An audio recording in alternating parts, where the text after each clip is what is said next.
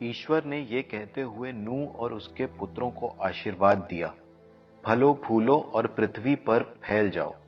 पृथ्वी के सभी पशु, आकाश के सभी पक्षी, भूमि पर रेंगने वाले सभी जीव जंतु और समुद्र की सभी मछलियां, इन सब पर तुम्हारा भय और आतंक छाया रहेगा। ये तुम्हारे अधिकार में है। हर विचरने वाला प्राणी तुम्हारे भोजन के काम आ जाएगा। मैं हरी वनस्पतियों के साथ ये सब तुम्हें दिए देता हूं, किंतु तुम वो मांस नहीं खाना जिसमें प्राण अर्थात रक्त रह गया हो। मैं तुम लोगों के रक्त और जीवन का बदला चुकाऊंगा।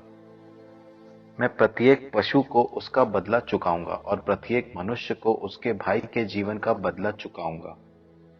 जो मनुष्य का रक्त बहाता है, उसी का रक्त भी मनुष्य द्वारा बहाया जाएगा, क्योंकि ईश्वर ने मनुष्य को अपना प्रतिरूप बनाया है। तुम लोग फलो फूलो, पृथ्वी पर फैल जाओ और उसे अपने अधिकार में कर लो।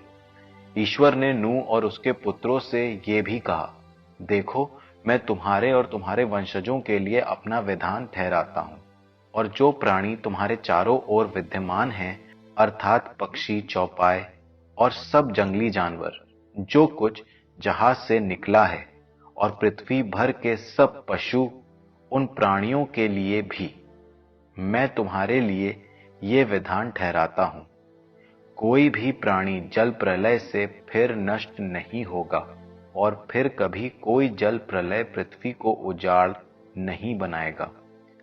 ईश्वर ने ये भी कहा, मैं तुम्हारे लिए, तुम्हारे साथ रहने वाले सभी प्राणियों के लिए और आने वाली पीढ़ियों के लिए जो विधान ठहराता हूं, उसका चिन्ह ये होगा। मैं बादलों के बीच अपना इंद्रधनुष रख देता हूं। वो पृथ्वी के लिए ठहराए हुए मेरे विधान का चिन्ह होगा। जब मैं पृथ्वी के ऊपर बादल एकत्र कर लूंगा और बादलों में वो धनुष दिखाई पड़ेगा, तब मैं तुम्हारे लिए और सब प्राणियों के लिए ठहराए अपने विधान को याद करूंगा, और फिर कभी जल प्रलय सभी शरीरधारियों का विनाश नहीं करेगा। जब इंद्रधनुष बादलों में दिखाई पड़ेगा, तो उसे देखकर मैं उस चिरस्थायी विधान का स्मरण करूंगा, जिसे मैंने पृथ्वी के समस्त शरीरधारियों के लिए निर्धारित किया है। ईश्वर ने नूह से कहा, यही उस संविधान का चिन्ह है जिसे मैंने पृथ्वी के सब शरीरधारियों के लिए निर्धारित किया है। नूह के पुत्र जो पोत से बाहर आए थे, सेम, हाम और याफेत थे। हाम कनान का पिता था। ये तीनों नूह के पुत्र थे, और इनसे सारी पृथ्वी मनुष्यों से भर गई।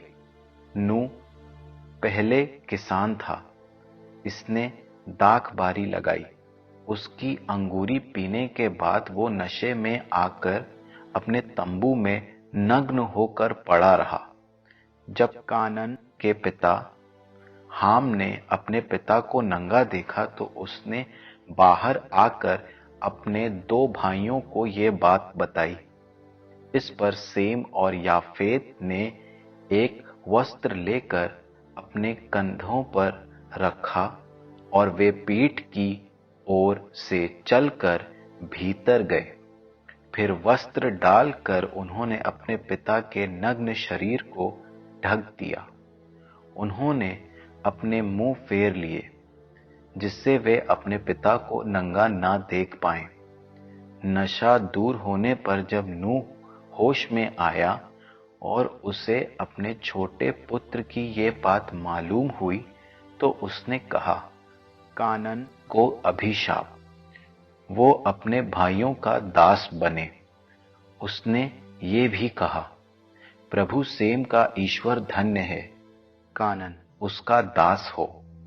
ईश्वर याफेत की भूमि का विस्तार करे, वो सेम में के तंबुओं में रहे, और कानन उसका दास हो। जल प्रलय के बाद नूह 350 वर्ष और जीता रहा। इस प्रकार नूह कुल मिलाकर 950 वर्ष जीवित रहने के बाद मरा।